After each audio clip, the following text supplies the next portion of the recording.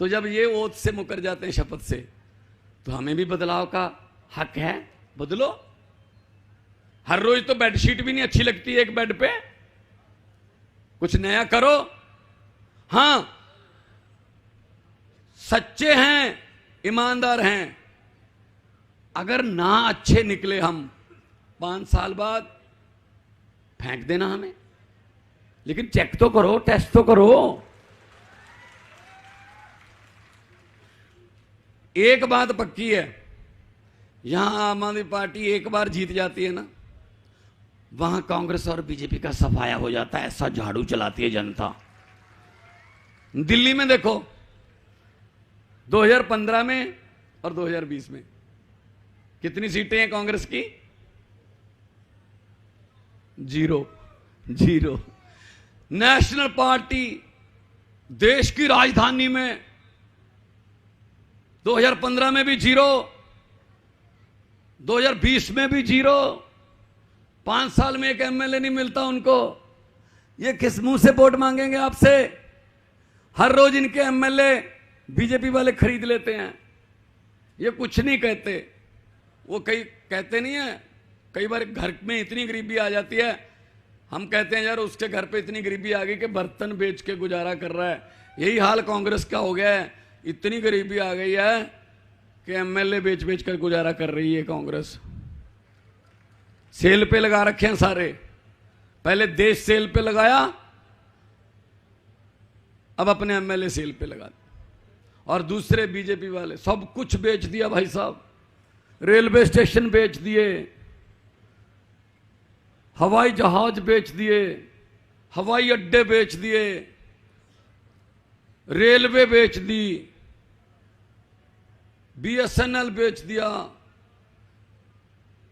जीवन बीमा कंपनियां बेच दी, सब कुछ बेच दिया।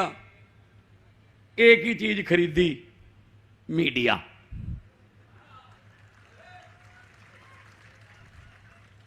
जब देखो मीडिया वाले इनकी तारीफ करते रहते हैं।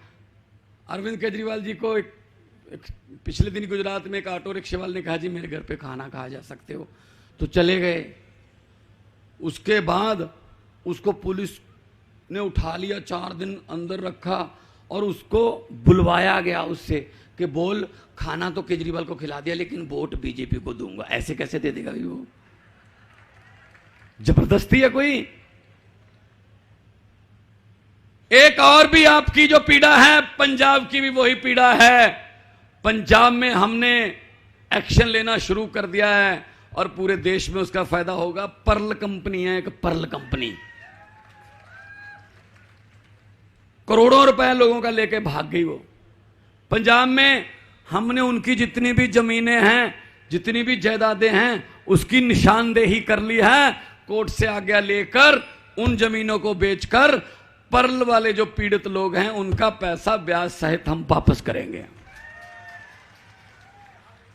एक एक गांव में, एक एक गांव से 5-5 करोड़ रुपया पर्ल, और 5-10 गांव ऐसे हैं जहां 6-7-8 आदमियों ने खुदकुशी कर ली क्योंकि रिश्तेदारों के पैसे लगवा दिए।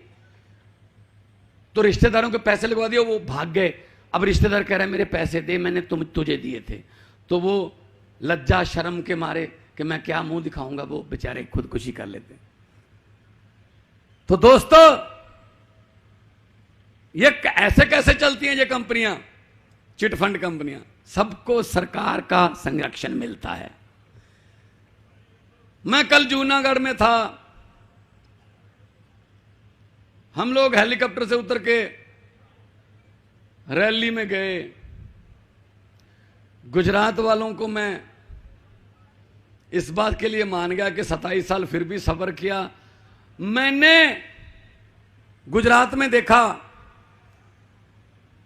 सड़कों में गड्ढे तो सुने थे लेकिन गड्ढों में सड़कें पहली बार देखी है मैंने। ये हालत है जी, जिधर मर्जी हो जाओ गड्ढे। क्यों है? क्योंकि हमारे नेता इस देश में खाते हैं, इसीलिए उनके विदेश में खाते हैं। ये खाते हैं, हमारे स्कूल खा गए, हमारे कॉलेज खा गए, हमारी सड़कें नालियां खा गए, सीवरेज खा गए, हमारा बचपन खा गए, जवानी खा गए, बुढ़ापा खा गए, कुछ नहीं छोड़ा इन्होंने। चारा खा गए, शहीदों के कफन खा गए, कोई चीज नहीं छोड़ी, कोई चीज नहीं छोड़ी। नदी के घाट पर गरजे नेता लोग बस जाएं। नदी के घाट पर अगर ये नेता लोग बस जाएं तो प्यासे होंठ भी एक एक बूंद के लिए तरस जाएं। गनीमत है कि मौसम पर हुकूमत चल नहीं सकती, वरना सारे के सारे बादल भी इनके खेतों में ही बरस जाएं। लूट मचा रखी है। अंग्रेज शर्मिंदा हो रहे हैं इस वक्त, इंग्लैंड वाले। वो कहते 200 साल में हमने इतना नहीं लूटा था जितना जी अपने देश को ही 1 साल में लूट लेते हैं। क्या क्या फायदा हुआ? 75वीं आजादी की मना रहे हैं हम वर्षगांठ। आजादी तो आई नहीं हमारे पास। अगर आजादी आई होती तो हमारे बच्चे सरकारी स्कूल में पढ़ के अफसर बन जाते। अगर आजादी पहुंच जाती तो अस्पताल में गरीब का इलाज हो जाता। अगर आजादी हमारे यहां पहुंच जाती शहीदों के सपनों की, तो कचहरी में थाने में गरीब का काम हो जाता बिना रिश्वत के। आजादी नहीं है। आजादी के झूठे लीडर कुर्सियां उत्ते बह गए।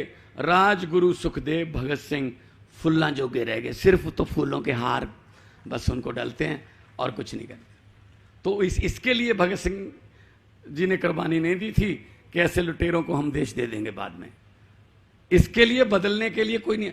ये कह रहे जी गुजरात में इतनी तरक्की हुई है, इतनी तरक्की हुई है, कमाल हो गया गुजरात। देखो, अगर गुजरात में तरक्की होती और अगर गुजरात की सरकार की नीयत साफ होती तो जब ट्रंप और जापान का प्रधानमंत्री आता है तो अहमदाबाद में गरीबों की झुग्गी झोपड़ियों को छुपाने के लिए दीवार ना खड़ी करनी पड़ती। ये कहते हैं प्रधानमंत्री जी, राष्ट्रपति जो भी आता विदेश से, इधर मत देखना ना, ना ऐसे चलो, ऐसे ऐसे सीधे चलो, इधर तो हमारे काम बोलते हैं। आम आदमी पार्टी दिल्ली में आई तो ये कहते थे इनसे सरकार नहीं चलेगी। अरविंद केजरीवाल जी कह रहे थे मैं स्कूल अच्छे कर दूं, कहते नहीं कर सकते। स्कूलों का काया पलट कर दिया दिल्ली में। जब अरविंद केजरीवाल जी पढ़ाई कर रहे थे, हिसार जिले के अकलौते एक ही स्टूडेंट था हिसार जिले का जिसका आईआईटी में एडमिशन हुआ था। हिसार जिले का पूरा, हरियाणा के हिसार में इनका गांव है, जद्दी पैतृक गांव है। एक ही स्टूडेंट था अरविंद केजरीवाल पूरे हिसार जिले का। आज उसी अरविंद केजरीवाल के बनाए हुए स्कूलों में से, हर स्कूल में से 10-10, 12-12, 15-15, 20-20 लड़के आईआईटी में जा रहे हैं, इंजीनियर, डॉक्टर, वकील बन रहे हैं। तो ये तो काया पलट हो गया भाई। अगर स्कूल अच्छे नहीं हैं दिल्ली के तो मुझे यह बता दीजिए, जब ट्रंप आए थे उनकी पत्नी ने दिल्ली में जिद पकड़ ली, मैंने तो सरकारी स्कूल देखने हैं। बहुत बीजेपी वालों ने उसको मनाया कि जिद मत करो, कहती नहीं मैं तो देखूंगी। अब इनको पता था दिल्ली में 2 किस्म के स्कूल हैं। एक एमसीडी के स्कूल हैं जो नगर निगम के, वो सरकारी हैं, वो इनके अंडर आते हैं। एक हमारे वाले हैं। तब इनको पता था हमारे वालों की हालत तो कैसी है, उनके वालों की कैसी है। स्कूल दिखाने के लिए अरविंद केजरीवाल के पास आए कि एक स्कूल की चाबियां दे दो, हमने उसको स्कूल दिखाना है। केजरीवाल जी का स्कूल दिखाया गया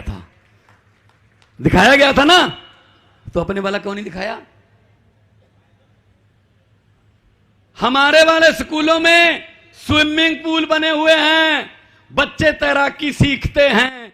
इनके वाले स्कूलों में आधा घंटा बारिश हो जाए पूरा स्कूल ही स्विमिंग पूल बन जाता है, छुट्टी बस। तो पंजाब में बिजली,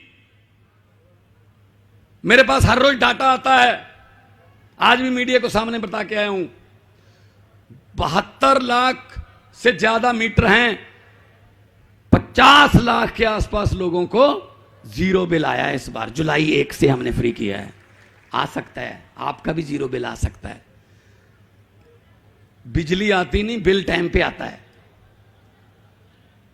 और दिल्ली में उल्टा है, बिजली 24 घंटे आती है, बिल आता ही नहीं है। यही करना है बस। झाड़ू का बटन दबाओगे तो अपने बच्चों के भविष्य का बटन दबाओगे, किसी और बटन के आसपास जाओगे, बच्चों की किस्मत को 5 साल के लिए गिरवी रख के आओगे। मेरा कोई सुरेंद्र नगर में रिश्तेदार नहीं है, मेरा सुरेंद्र नगर में कोई भुआ का, मामे का बेटा, चाचे का बेटा नहीं है, मेरे कोई सुरेंद्र नगर में किसी व्यापारियों से कोई संबंध नहीं है कि बैंक लूट के भागना है, या कोई ठेका लेना है, या कोई मैंने कोई गलत काम करवाना है। मैं इसलिए सुरेंद्र नगर आया हूं आपको यह बताने के लिए कि अगर यह काम दिल्ली और पंजाब में हो सकता है ईमानदारी वाला, तो गुजरात में भी हो सकता है। आपको बाहर निकलना पड़ेगा। मेरा तो वोट नहीं है, अरविंद केजरीवाल का वोट नहीं है गुजरात में, वोट तो आपके पास है। तो वोट बहुत कीमती है, उसकी कीमत पहचानिए, उस कीमत को पहचानिए जो वोट की है। वोट की कीमत आपके चूल्हे की आग बचा सकती है, ये वोट आपके बच्चों को रोजगार दिला सकती है। मैं इतने ही आपको कहूंगा कि भगत सिंह, राजगुरु सुखदेव जब इनकलाब के लिए लड़ रहे थे, इनकलाब लाने की कोशिश कर रहे थे, लाए भी थे, फांसी की सजा हुई, तो राजगुरु जो थे वो कुछ लिखते नहीं थे, महाराष्ट्र से थे, पूना से थे, तो उनको मजाक करते रहते थे कि तुम कुछ लिखो, तुम क्यों नहीं लिखते कुछ। भगत सिंह तो एडिटोरियल भी लिखते हैं, रंग दे बसंती चोला भी। तो उस राजगुरु ने कहा मैं भी कुछ लिखूंगा। कहते कब लिखेगा? कहता लिखूंगा कभी, और आजाद भारत में कोई ना कोई आदमी उसको स्टेज पर पढ़ेगा, स्टेज से सुनाएगा। कहते मजाक कर रहा है, तेरे से लिखा नहीं जाएगा। फांसी वाला दिन भी आ गया, कहते अब, कहता लिखूंगा। सुबह 3:30 बजे जगाने के लिए पुलिस वाला आ गया कि चलो तुम्हारा टाइम हो गया फांसी का। तो भगत सिंह ने कहा कब लिखेगा? उस पुलिस वाले को कहा कि कोयला ला के दे दे, कुछ लिखना है। पुलिस वाला है तो भारतीय था लेकिन अंग्रेजों की हुकूमत में काम करता था, उसने कोयला ला के दे दिया, चलो आखिरी इच्छा है। तो लाहौर की सेंट्रल जेल में फांसी हुई थी, उसकी दीवार पर राजगुरु ने 2 लाइनें लिखी, सिर्फ पहली और आखिरी थी उनकी, बस 2 लाइनें लिखी। हम भी जी सकते थे चुप रहकर, हम भी जी सकते थे चुप रहकर, हमें भी माँ बाप ने पाला था दुख सहकर। इतना लिखा था, आधे घंटे के बाद फांसी हो गई भाई साहब। और हम वोट इनको पैसे लेके बेच दें? ऐसे ऐसे शहीदों ने हमें वोट का अधिकार लेके दिया है। अपनी मर्जी से वोट दो, वोट का सौदा मत करना, वरना शहीदों के खून का सस्ता सौदा हो जाएगा। दोनों हाथ ऊपर उठाकर 2 नारे लगा दो। अभी भगत सिंह का जन्मदिन था 28 तारीख को, उनकी आत्मा को थोड़ा शांति मिल जाएगी। चलो हैं सुरेंद्र नगर में जिन्होंने इनकलाब वाला दिया अभी बुझने नहीं दिया, और इनकलाब के दिए में हमें अगर तेल की जगह खून भी डालना पड़े खून डाल देंगे, लेकिन इनकलाब का दिया हमने बुझने नहीं देना, उसकी लाट जो है वो कमजोर नहीं पड़ने देनी। दोनों हाथ ऊपर पाकर 2 नारे लगा दो, इनकलाब, इनकलाब।